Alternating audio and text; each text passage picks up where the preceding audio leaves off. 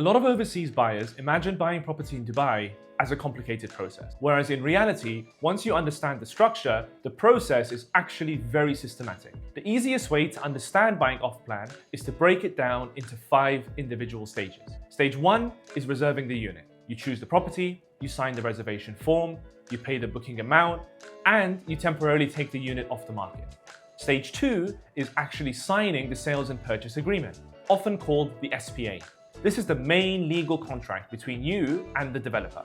The SPA outlines the property details, the payment plan, the handover timeline, the resale conditions, and any other key legal terms. Stage 3 is registration.